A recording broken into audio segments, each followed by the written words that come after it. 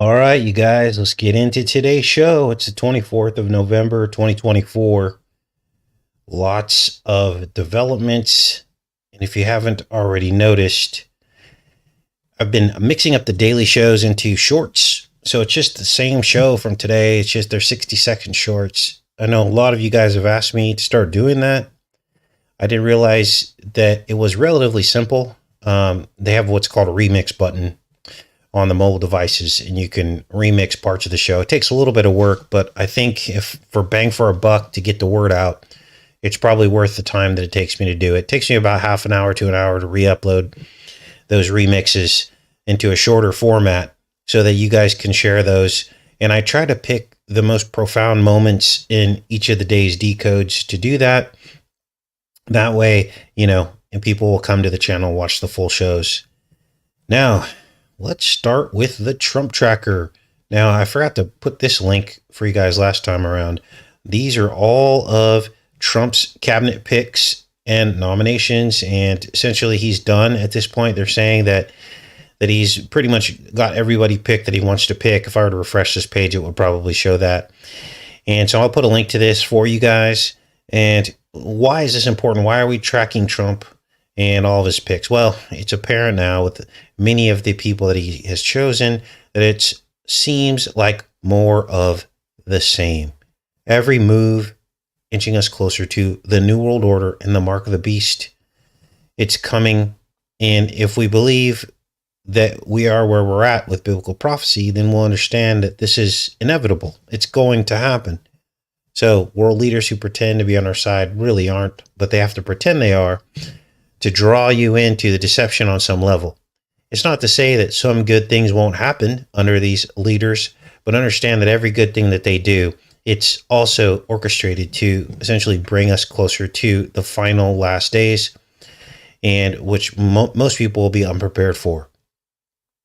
Now, let's drill down onto some of the breaking announcements because there's a couple brand new ones, and he saved the best for last in terms of what's going on with these picks for his cabinet. He just appointed this guy, Scott Bessent. I don't know how you pronounce his last name. Scott Bessent, the investor favorite for Treasury Secretary. Now, it does not take long or a whole bunch of research to drill down on these people and understand where they came from, who they represent, and who they are. A lot of times these mainstream media articles won't do that. They'll kind of hide and throw up a smokescreen and make it sound like these people aren't that, dangerous or whatever. But this guy was pretty easy to find. His claim to fame, George Soros. The same George Soros who bust people in to burn down our cities during the first Trump term. You guys, this is a clown show. First, MAGA tells everybody that Soros bust people in to burn down our cities, which was probably true, which then prompted Trump to bring in the threaten to bring in the National Guard. Never did really happen. And then he hires the very guy who helped make George Soros rich. And then, of course, all the MAGA heads forget the anger that they had towards George Soros so that they can give Trump a pass. Why? Because he won. This is how the merry-go-round goes round and round, and nothing ever gets done because everybody all they care about is that their team won. From the beginning of the process, Bessent was often viewed as the front runner for the post, but saw his fortunes rise and fall. The former Soros Fund Management Investment Chief. You can't slice this any other way, you guys. Met with Trump multiple times in the weeks following the election after being a regular campaign trail partner of the president-elect. Essentially what we're witnessing here are cats chasing their tails. No foundation of principle, no memory, just winning. That's all that matters to the people who continue to prop these people up, no matter what they do. They're not called out on it. Now, what other clown picks has Trump made over the last 48 hours? Well, let's take a look. I'll put links to all this for you guys as I always do. Here's the Soros fund management. The guy was at the very top of that, helping Soros to get rich so he could fund more chaos. There is no right and left. It doesn't exist. It's all pretend. It's a means to an end. Now, again, Trump saved the best for last in terms of who he picked. Now, leading up to this, I remember I got criticism because I was comparing Trump's plan, because Trump actually published a plan of how he was going to change America. And I was comparing it to Project 2025. Many of the same elements. But what did Trump keep telling us going into this? I have nothing to do with Project 2025. I have nothing to do with Project 2025. I have nothing to do with Project 2025. Wait, here's my appointment pick for Office of Management and Budget. He was a key figure who helped develop Project 2025. Welcome to Clown World. Now let's read this one. Trump taps key Project 2025 figure for budget post. Here's who else he's picked for cabinet roles. Now we covered some of these already. Russell Voigt is picked for the president-elect to lead the Office of Management and Budget. And let's see what his part was in Project 2025. Are they going to even say it here? Do a page search, make it quicker and easier here. Now, people will say, oh, just because he's in the cabinet, that doesn't mean anything, Casey. Everything's fine. Let's read. Voigt is known for his work on Project 2025, the conservative governing blueprint helping identify and craft executive orders the Republican president could take to dramatically reduce the size of the federal government. Of course, this guy's going to implement parts of Project 2025 into his cabinet position. Of course he is. We would be dumb to think otherwise. So we were lied to, weren't we? Let's read a little bit more. Carr is a longtime member of the commission who was previously nominated by Trump and President Biden to the panel. Carr wrote a section devoted to the FCC for Project 2025. So is this a different guy? Whoa. So we got Brendan Carr and this other guy. I think it's a different guy. Yep, Voigt.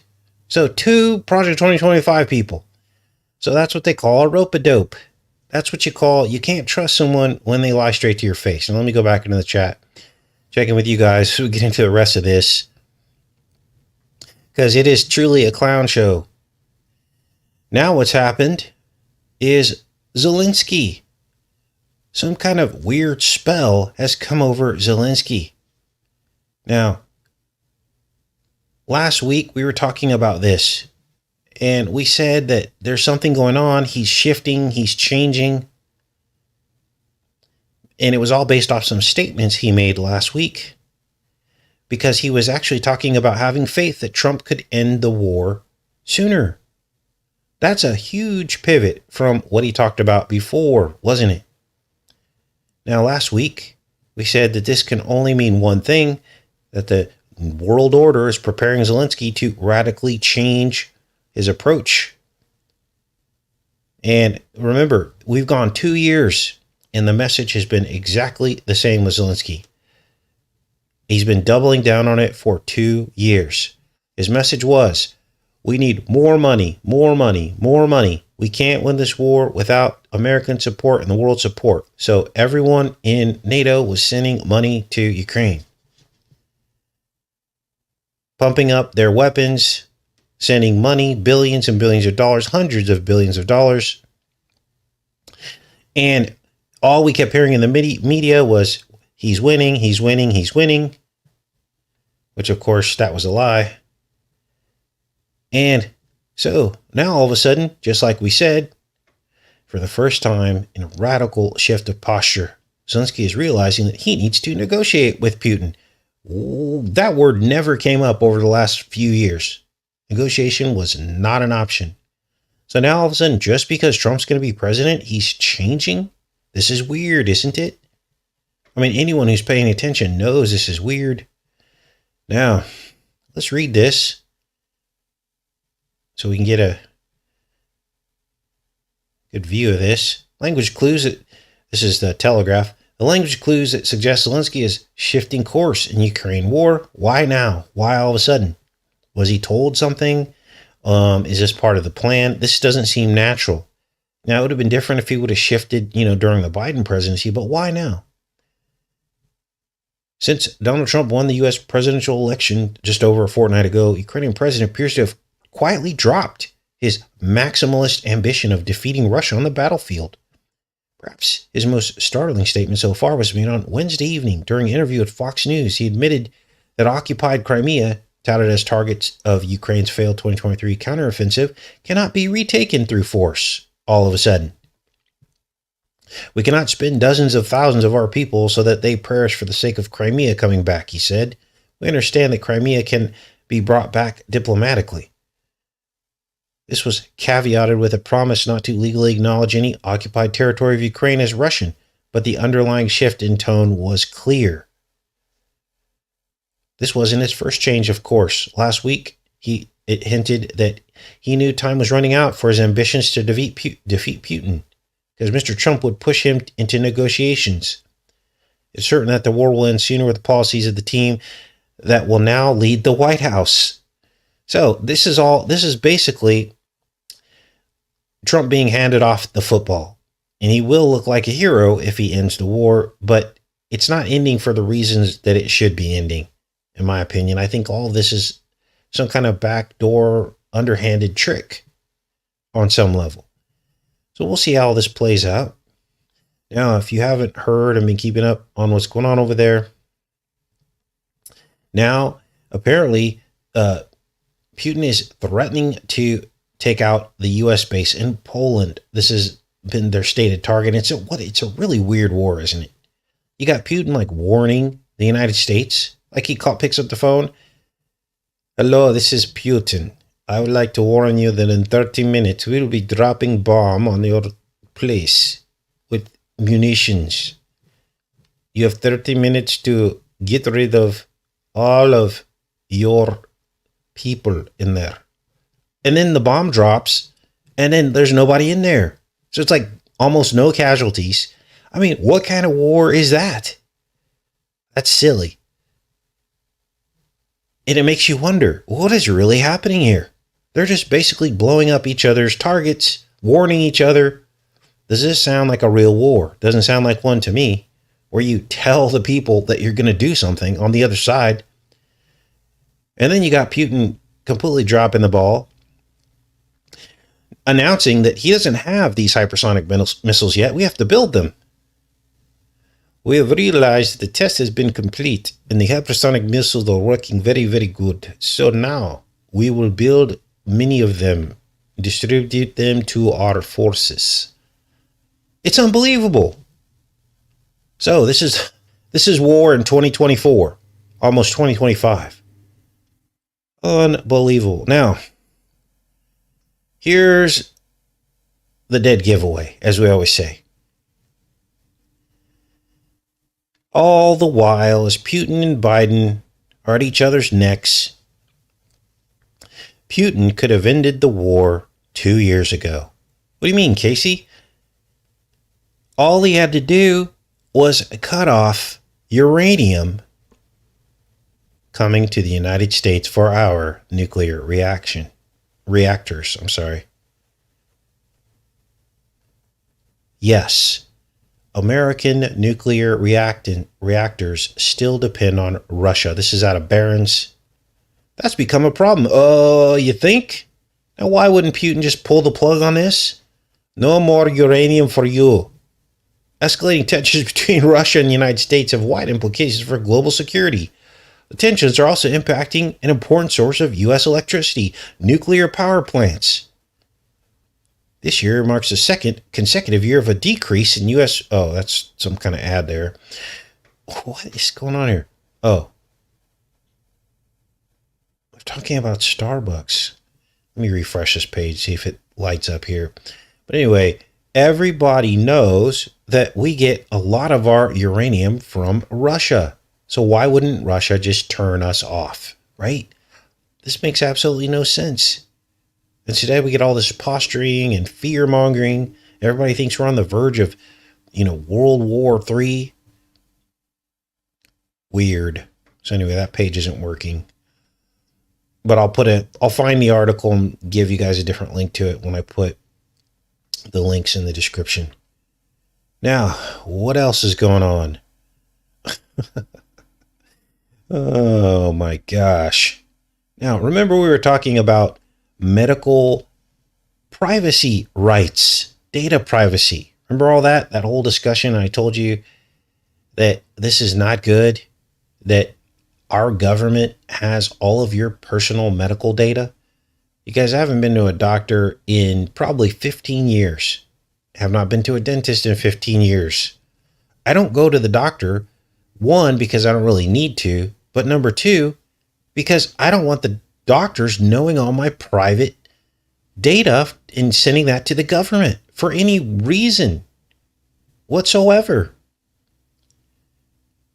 Well, look at what's going on here. This is out of Fortune. Elon Musk is grooming us to give up more of our medical data. Now, why? What is going on here?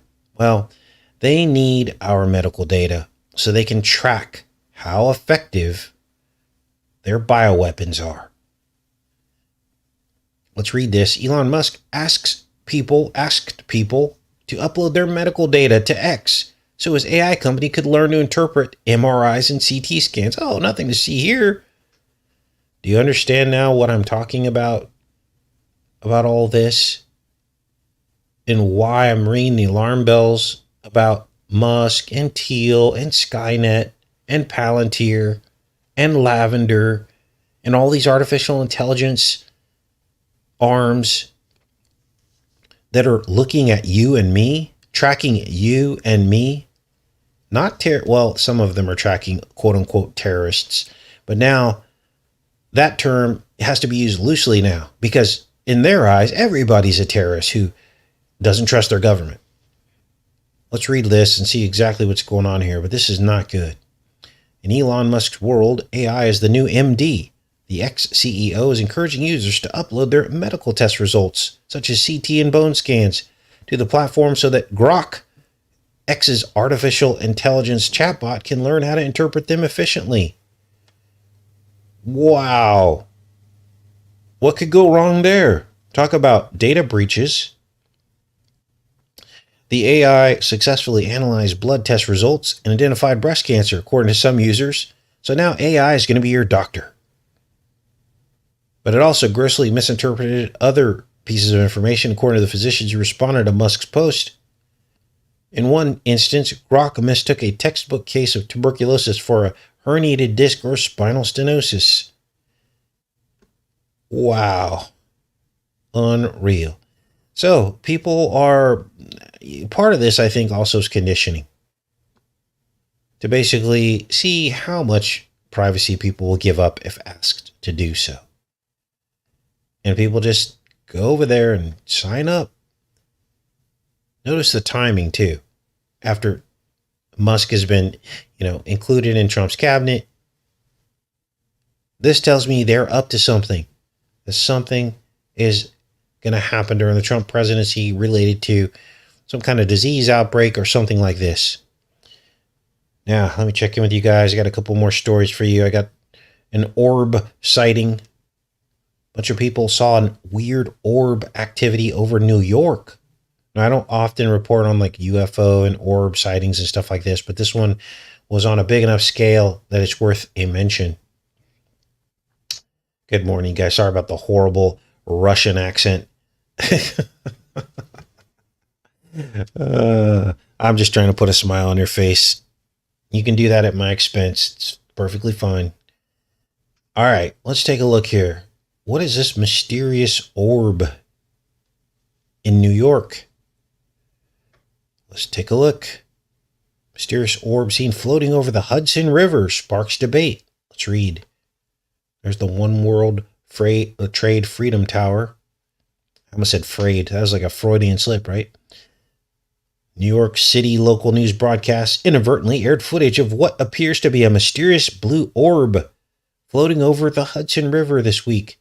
No one is exactly sure what to make of it. While some are convinced that the object appears to be an unidentified aerial phenomenon, some more earthly explanations seem more plausible. So it looks as though they're trying to like write this off as nothing to see here. The object made its appearance during an otherwise uneventful Good Day New York segment about congestion pricing plans. At approximately 2 minutes and 45 seconds into the clip, the broadcast cut to footage over the Hudson taken by helicopter. Suddenly, the blue orb can be seen crossing in front of a building on the Hoboken side of the river. It then zooms out toward the bank of the lower Manhattan shoreline within seconds, making its way out of frame. Ooh, let's see here. See if this will play. Whoa.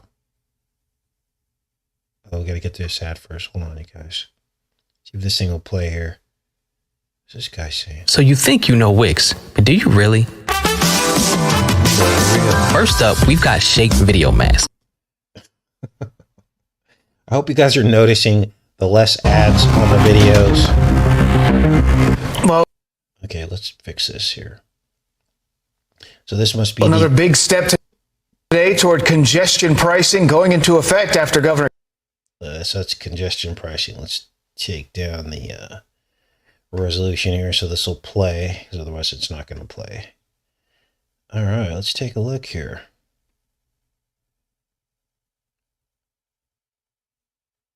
These two. All right, here we go. Kathy Hochul unpaused that plan last week. Yeah, the MTA board is expected to vote on the controversial plan today. Let's get right to Good Days. Haley Fixler, she joins us live from Lower Manhattan with the latest. Haley, good morning. Hey, good morning. Well, that vote is in just a few hours, and the MTA board is expected to approve congestion pricing despite all of this controversy. There are pending lawsuits, and some people say they will just not be able to afford what they are calling an unfair tax. Congestion pricing is a fraud and a scam. It's a money grab. It's a backdoor tax. Outrage across the city as Governor Kathy Hochul's congestion pricing plan is expected to get the green light by the MTA board this morning.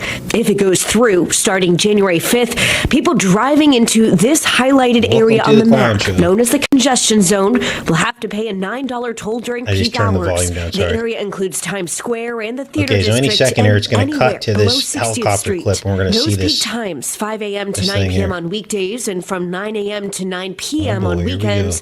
Also adds a more than $14 charge for small commercial trucks and a $21 charge for larger trucks. Governor Hochul believes these fees are necessary to pay for subway and bus upgrades. It's economically essential that we have this lifeblood of New York City fully functioning, not just for the next couple years, but for decades to come. She pumped the brakes on the first plan in June, saying the original $15 toll was just too much for people to pay.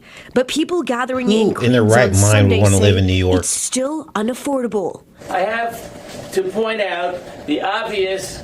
$9 is $9 more than the current rate, which is zero. New Yorkers cannot afford the imposition of this latest financial burden. Come on, get to the point. Public transit options are not available for many of my constituents and our neighbors.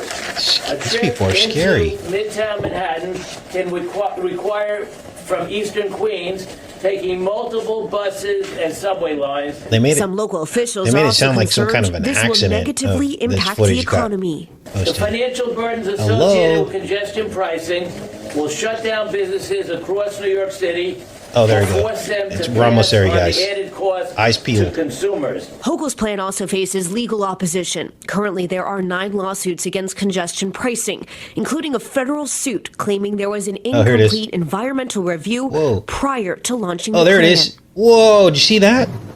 That was crazy. Let's run that back. MTA headquarters during that board meeting later this morning, full of supporters who say that they believe congestion pricing will claiming there was an incomplete environmental review prior to launching the plan. Whoa. Now there'll be a let's see if we can put that in slow motion. Including a federal suit claiming there was an incomplete environmental review prior to launching the plan. Okay, we're going for 0.25%. Now, there'll be a rally here at MTA headquarters during that board meeting later this morning, full of supporters who say that they believe congestion pricing will help reduce traffic and generate funds for some much-needed projects. Look at, she's like and of course, stumbling over words because she knows they're busted. Later today. Live in Lower Manhattan, Haley Fixler, back to you guys. Haley, thanks so much.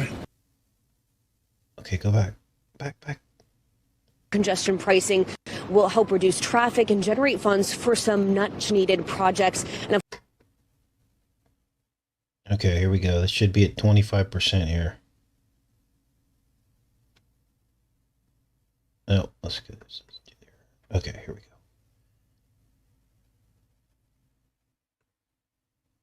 All right, here we go. You guys ready? Let's do this. Here at MTA headquarters during the board meeting later this morning, full of back here. Whoa, there it is. To review prior there it is. To launching the plan. I don't know what that is. I mean, that could be like lens flare. I don't know. Position. Watch it again here. Currently, there are 9. I'm turning her voice off because I just can't deal with that right now.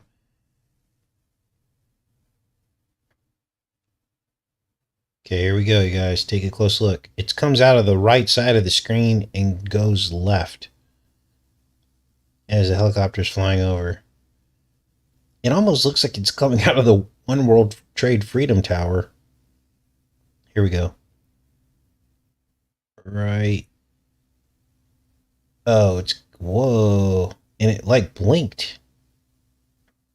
Weird. Yeah, that's definitely something in the air. That's weird. Okay, let me go back in the chat, see what you guys think about all of that. Wow. UFO. All right, let's let this chat catch up. What do you guys think about what you just saw? Now, let me give you guys an update on China. Of course, China is pretending to get tough on Trump. They've already set 4 red lines. And so they're making it, they're setting all this up to make it look like, we're right up against the end and the United States is aggressing on all these countries, which they are, but they're making it look like it's real. And I don't necessarily think it is. Let's check in with China and see what's going on with these 4 red lines. Now, my thoughts on this is that this is fake posturing, okay? Because the only way I'm ever going to believe these people is when trade completely ends with China. And that's the only point at which I'll believe that we are truly in opposition to them. Otherwise, this is just more clown show antics, just fear antics. Like when, like how clowns use the gun and like a bang comes out with a flag on it out of the barrel. That's what this is. It's just clown antics. And people buy into this. We have to beat China. They get all into it. And they're all happy that, Trump's going to, raise tariffs on China, which is going to result in us paying a bunch more money for all of our stuff. Now, what else is going on? Well, there's more food supply fear as well. Look at this. 160,000 pounds of ground beef recalled due to E. coli risk.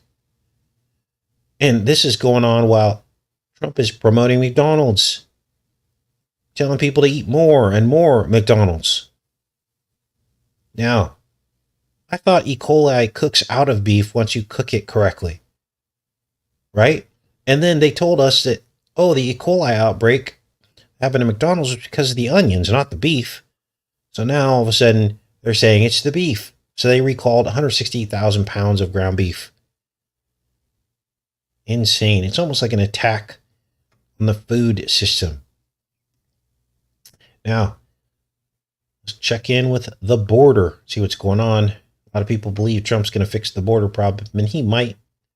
It's going to be at the expense of your privacy.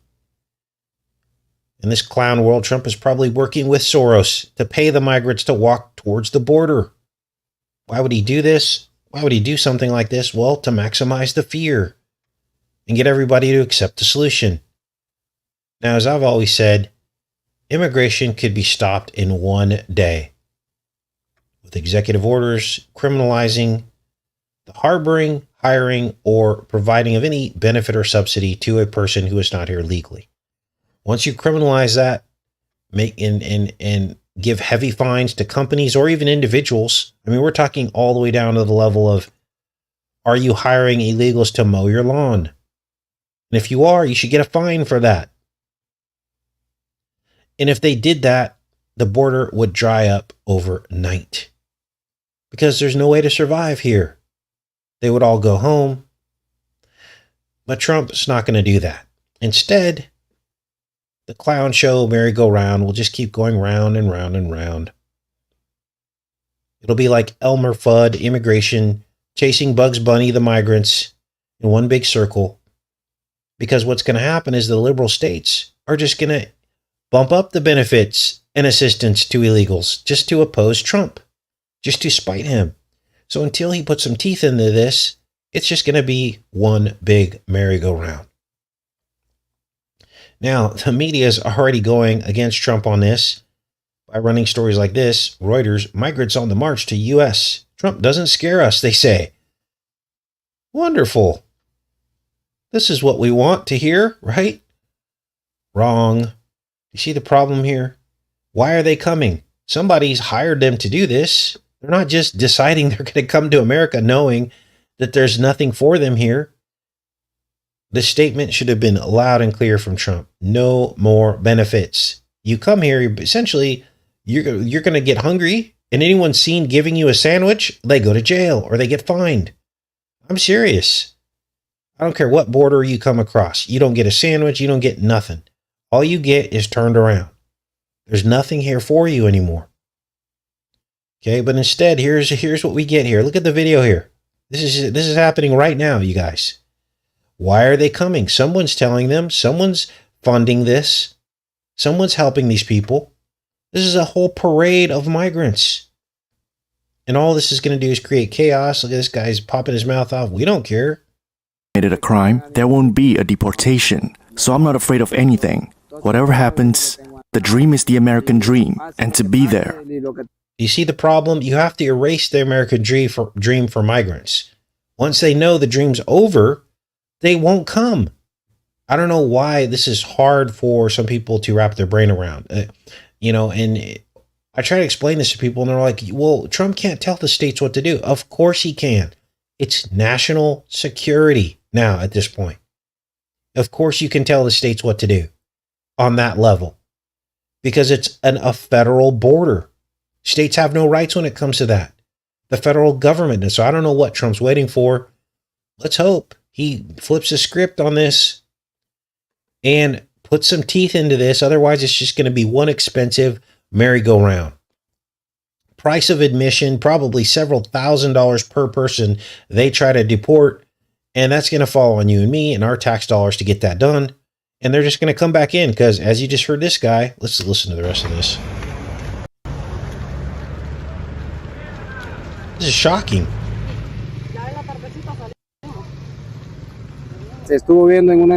I watched an interview where Trump said that there will be a deportation of anyone who committed a crime from any country. But for an immigrant who hasn't committed a crime, there won't be a deportation. So I'm not afraid of anything. Whatever happens, the dream is the American dream, and to be there. Welcome to Ringling Brothers and Barnum Bailey Circus. I mean, literally, we're living in fallen angel killer clown from outer space world. The big top. Circus Vargas. It's so simple to fix the problem, but they won't fix it, and they're not fixing it on purpose. Okay, see, well, the states will sue Trump. He has the Supreme Court and all the Republicans, the House and the Senate. Now's the time to at least try. At least try. Now, we're going to end the show with something kind of funny. Let's see here. Let me check in with you guys. Welcome to the channel. It's Sunday. Let me check in with you guys for a minute. They got a special treat for you before we end the show today. Ringling Brothers and Barnum and Bailey Circus. Some of you don't know what I'm talking about because you're too young. Others of you know exactly what I'm talking about. The ads that ran all throughout the early 2000s and the late 90s. The clown world. All right, let's let this catch up. So, some of you watch football. I watch a little bit of it just because it's what the people who I know around here do. It's kind of like a social thing. So, usually dinner or whatever is wrapped up into football. So, it's good though because now I'm starting to be able to decode all this stuff because I never used to ever watch it at all. And now I'm starting to see the hypocrisy for what it's worth. If you haven't heard by now, so what have we been exposed to for the last 30 years? What have we been dealing with for 30 years with the Super Bowl? And that's just a general guess. It's probably been longer. But as far back as I can remember, we had to endure Michael Jackson grabbing his crotch. We had to endure at the Super Bowl halftime shows, right? Michael Jackson, the crotch grabber in chief. We had to endure children in cages. We had to endure Janet Jackson's upper half of her body. But now all of a sudden, if you do exactly what those other people were doing that I just said, it's a violent gesture. And you'll get in big trouble. So this guy does the Michael Jackson move as he's diving into the end zone. And it's appropriate for the halftime show, but not for the players who like to grab their crotches. All of a sudden, everybody forgot what we had to endure for the past 30 years at almost every single halftime show we've ever watched. So they're throwing out huge fines. And of course, you have all the sports pundits, and they've got amnesia too. Oh, those guys, this is a PG football game. You can't do that. Oh, wait a minute.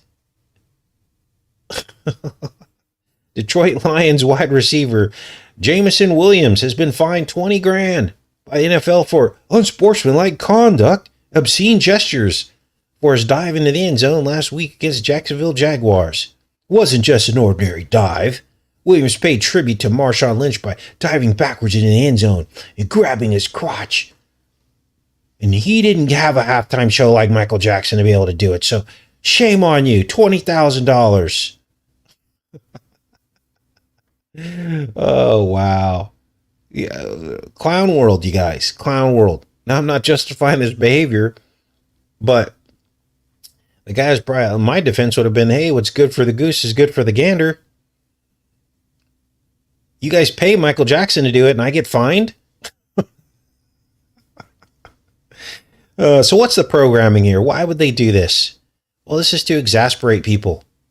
This is the typical honey trap, reverse psychology, messing with people's minds. It's false morality.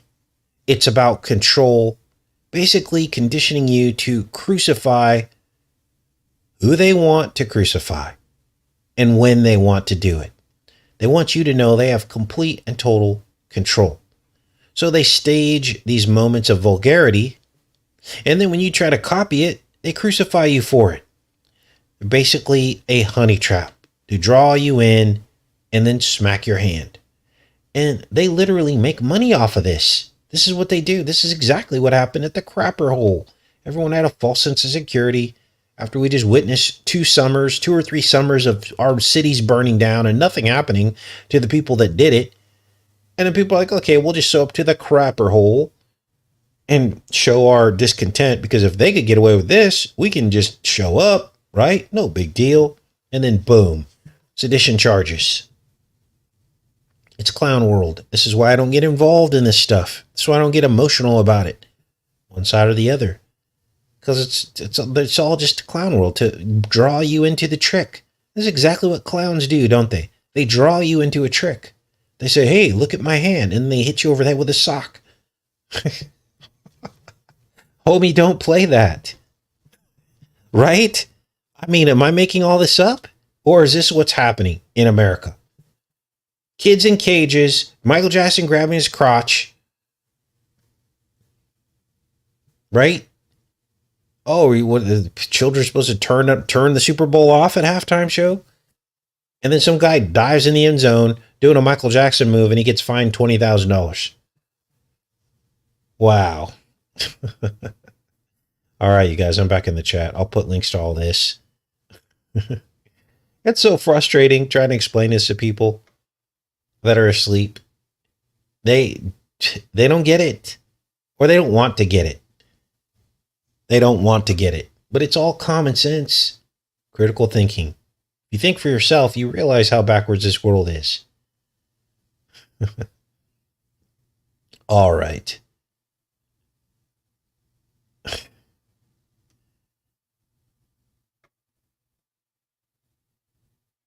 Yeah, the NFL is more scripted than the WWE. I'm starting to believe that as well.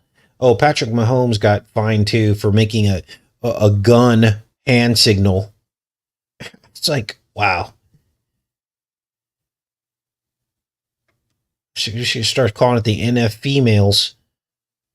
I mean, what's happening here?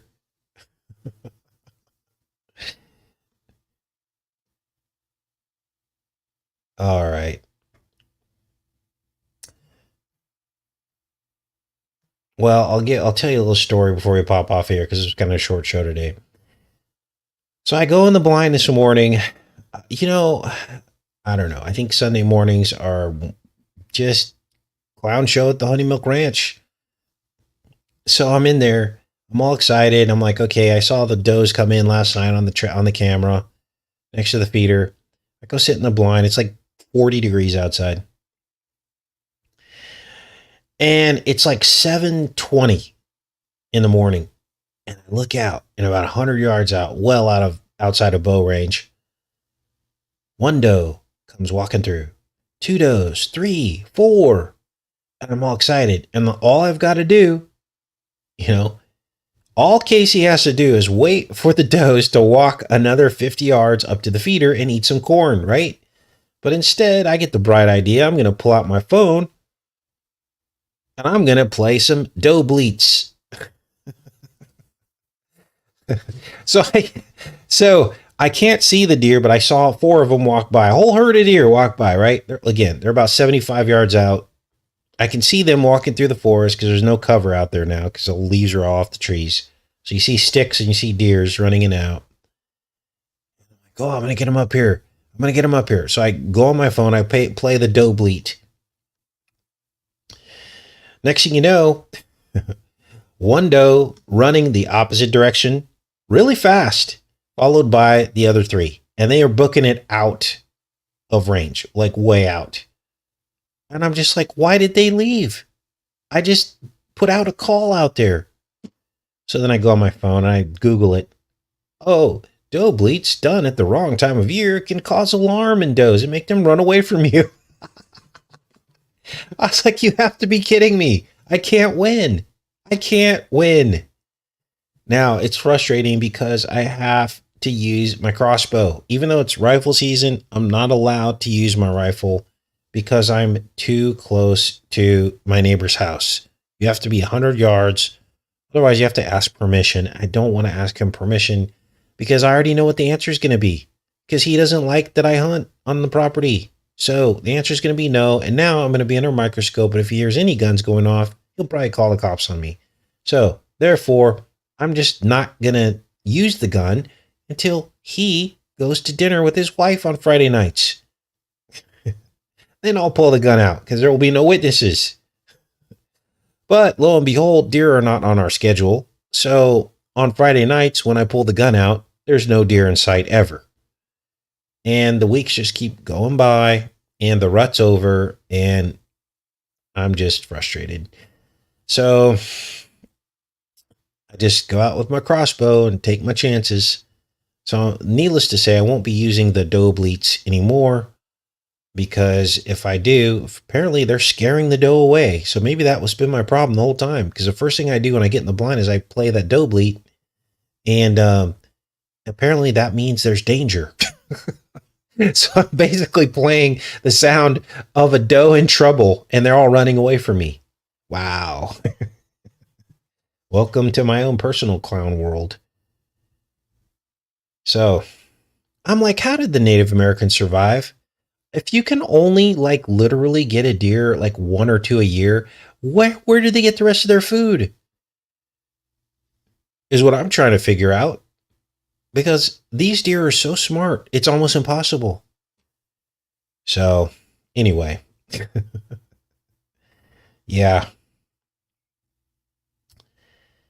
Yeah, I've been baiting the deer. I've got an electronic feeder.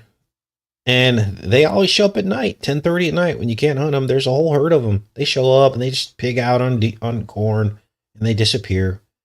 So, it's one of those things. That's why they hunted buffalo. Yeah, talk about bang for your buck, right? That's enough meat to keep them going for a long time. I just got to chill and let it happen. Yeah, that's the problem. I've been chilling too much. Chilly in that blind. Very chilly. And you got to creep in the dark. You got to slowly unzip the zipper and slowly zip it back. I got a whole like ritual that I do. I get all bundled up, like 12 layers. And then usually I'll forget my phone and I got to walk back up. It defeats the whole purpose and they run away. I don't know. No, I enjoy it. It's time with God. It's one time I brought a book, couldn't read it. It's too dark. Can't shine a light on it. Because if you do that, the deer can see. So I guess I would just starve if the apocalypse came. Now, I've been looking into, I think they're called what's the word? Pole snare. A pole snare. So you get this long pole and you put a snare at the end of it and then you put it out like, it's like 20 feet away from you. You sit in the blind and then you put a little pile of corn in there or some grain or something and then like a squirrel will eat it and you could snare squirrels like that. So if you ever had to, you could survive. Oh, I've got a resident rabbit too. He comes and eats corn at night. A bunch of dove, beautiful dove. They're not very big, but there's like whole schools of them that fly in.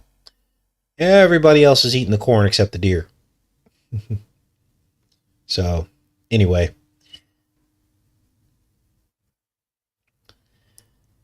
It's fun. I have fun telling you guys about it because I know you guys get a kick out of it. Because, also, I tell people because it's just not as easy as you think. People think, oh, those hunters are just going out there killing all the deer. That's not what's happening. You have to have years of experience to even be able to figure it out. What is this? This is my second season. Didn't get one last season. And I hope I get at least one before the season's over. But they don't like GMO corn. That's possible. All right, you guys. Anything else you guys want to talk about before we pop off of here?